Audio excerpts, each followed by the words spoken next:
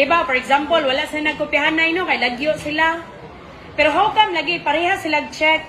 Pareha po sila sayo, pattern nilang answer ba?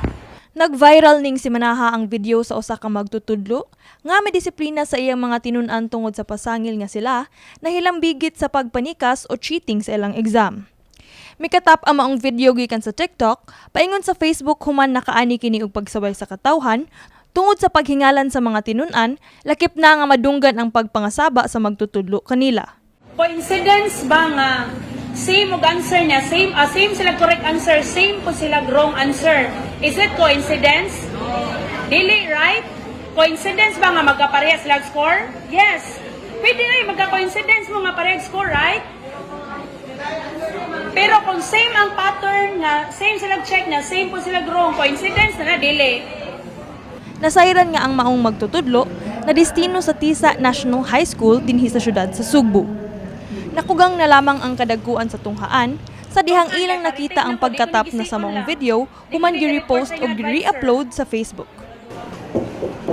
Kipasalig hinuon sa principal sa maong tunghaan nga si Roy Henares nga mihimo na sab sila sa lakang sa pag-imbestigar sa maong hitabo ug nagpaabot sa desisyon gikan sa kadagkuan sa Department of Education.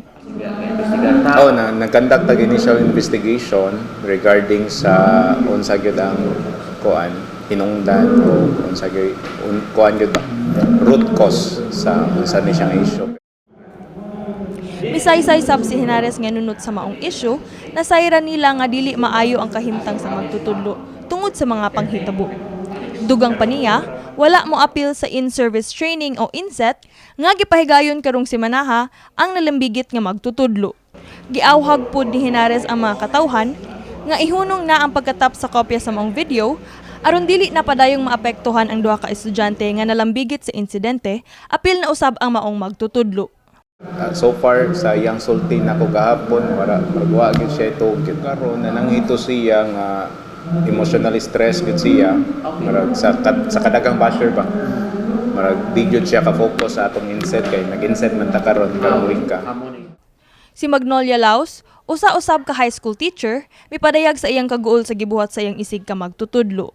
As a teacher, magud no, imong first reaction, ako personally, if somebody would cheat sa class, my first question is, ngano nahitabo, ngano naka-cheat? So as a teacher, we have the responsibility to prevent cheating from happening in our classroom. So why did it happen? So it's part of our responsibility as a teacher to have measures nga dili possible ang cheating. Then second, if there is cheating, it has to be dealt properly, no?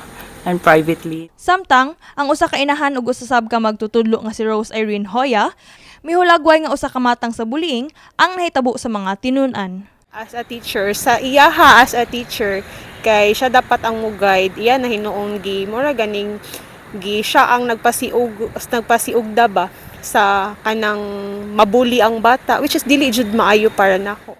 Sa habig sa Departamento sa Edukasyon dinhi sa Rehiyon 7, gipasalig ni Regional Director sa Luciano Jimenez nga ilan ang gisugdan ang investigasyon ug masayran ang posibleng tulubagon sa maong magtutudlo. After receiving the incident report, as of now, there's an ongoing investigation. So, di pa klaro gila to investigar what will be the possible violation if there is a violation na kuan sa teacher. Labi na sa tuang bagong issuance on professionalism no sa legal ethics. And taon po nato na ba siya violation katungod sa tuang estudyante. Nagkanayon si Jimenez nga kinahanglan, kanunay nga hinumduman sa mga magtutudlo nga makununayon nga magpabiling profesional sa tanan nilang pagabuhaton. Emphasize to all our teachers to always be professional in all their actions, no? Kay mao na naamanta sa Department of Education, so kinahanglan nga to ang naamag yun na to ang gipanumpaan po nga kinahanglan nga to ang morality, ang atong ethics, kinahanglan bantayan yun as models the fact that we are in the Department of Education. Sa habig sa mga tinun-an, may padayag sab sa ilang opinyon ang pipila ka mga estudyante nga nakahinabi sa MyTV Cebu team. From the perspective sa victim guro, if ako yung murag gibidyohan ko nga ato kay nag-cheat ko ron sa kay maghuna guro ko nga I should have known nga mahitabo ni kay social media exist via, so medyo malain pod ko pero makaingon ko nga ako ang sa. Pero from another perspective nga ako yung murag nakakita nga mo na gibuhat, makanahuna ko nga medyo lain man kay murag i-film ya, okay ra kasabaan pero murag i-film nimo para makita sa uban kay medyo lain. Sa action sa students, I think it is very wrong without to cheat. Pero on sa teacher side sad, I think it was wrong of her nga nag-post siya ging ato niya, wala niya kanang gi-cover man lang ang name. So I think okay man nga mga saba siya mo kan siya pero kanang iyang gibuhat kay